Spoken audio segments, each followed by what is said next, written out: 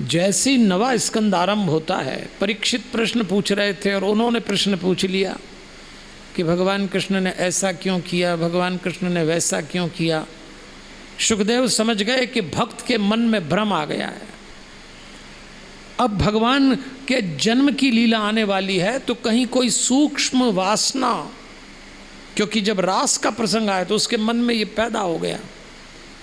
तो सुखदेव जी को लगा कृष्ण जी के चरित्र को सुनाने के पहले मैं परीक्षित को राम चरित्र से निकालूं। मर्यादा पुरुषोत्तम राम के चरित्र से गुजरे बिना उन्मुक्त चरित्र, बहुआयामी चरित्र कृष्ण समझ में नहीं आएंगे। इसलिए भागवत में कृष्ण जी के जन्म के पहले राम कथा आती है।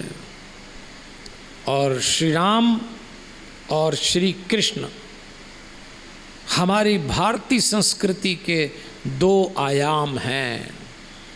इनके बिना हम अपनी हिंदू धर्म, अपनी भारतीय संस्कृति की कल्पना नहीं कर सकते। राम और कृष्ण के बिना दोनों अनूठे हैं, देवियों और सज्जनों दोनों। आप देखना, श्री राम भरी दोपहरी में जन्म लेते हैं 12 बजे और कहते हैं तुम्हारे जीवन में सत्कर्मों का प्रकाश होगा तो भी मैं आऊँगा।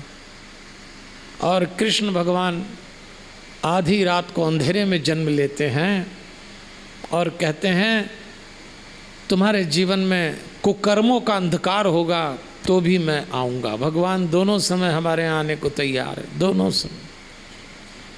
राम जी तो नाम में ही सीधे हैं।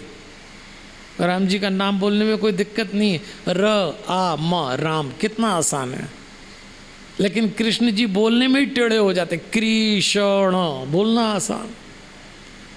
राम जी के जितने फोटो आप देखना, अपनी अर्धांगिनी सीता जी के साथ एकदम सीधे खड़े रहेंगे। मर्यादा पुरुषोत्तम है, एकदम सीधे, थोड़ा डिस्टेंस भी बना के खड़े रहते हैं। भगवान कृष्ण के जितने फोटो देखना, एक हाथ इसके कंधे पे, सिर उसके कंधे पे, इधर बांके उधर, सीधे मिलेंगे ही नहीं कभी आपको। दोनों निराले हैं देवियों और सज्जनों।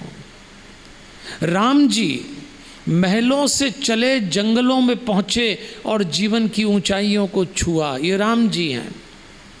कृष्ण जी जंगलों से चले और महलों में पहुंचे और जीवन की ऊंचाइयों को छुआ। कितना अंतर है।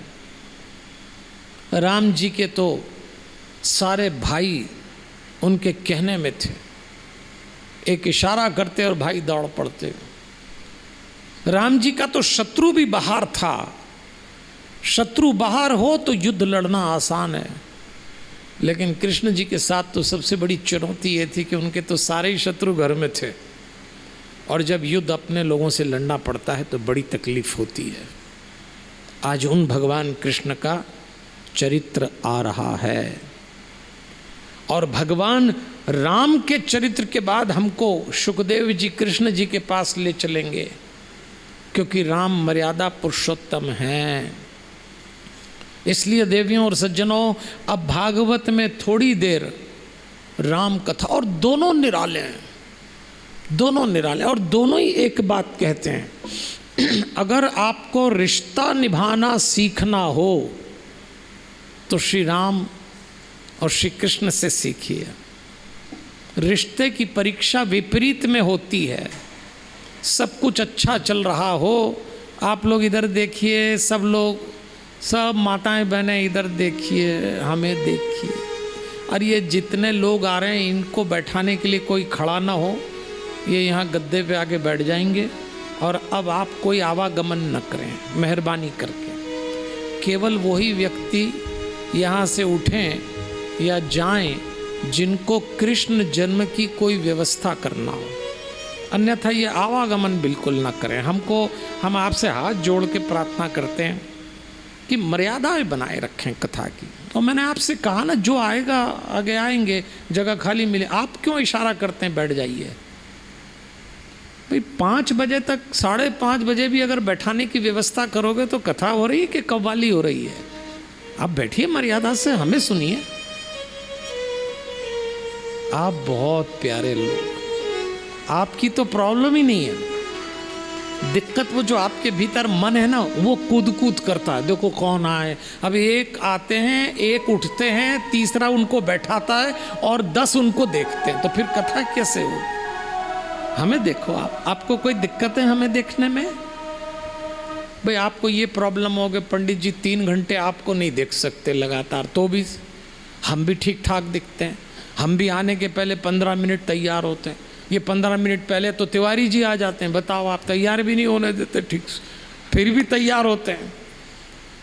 तो फिर आपको हमें देखने में क्या दिक्कत है? चलें जरा मुस्कुराइए। आप तो टेंशन में आ जाते हो, देखो भगवान आ रहे हैं, अभी टेंशन मत लेना, अब आप सिर्फ कथा सुनना थोड़ी देर।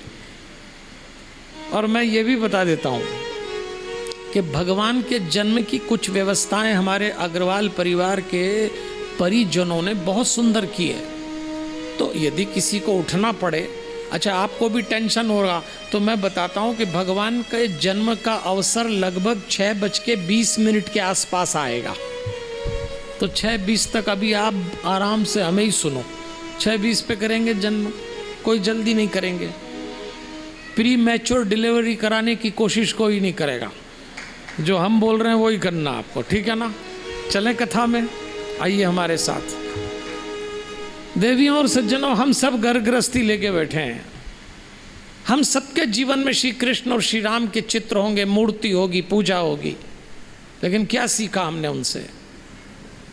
एक संदेश दिया माँ ने और राम चल पड़े 14 साल के लिए।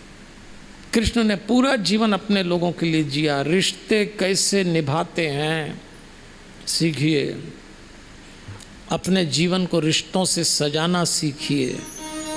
रिश्ते वो गहने होते हैं जो दाम्पत्य जीवन को खूब सजा देते हैं।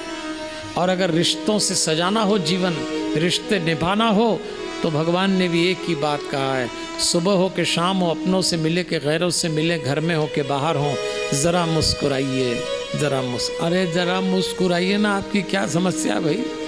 आइएगा, चलते हैं थोड़ी देर राम कथा में।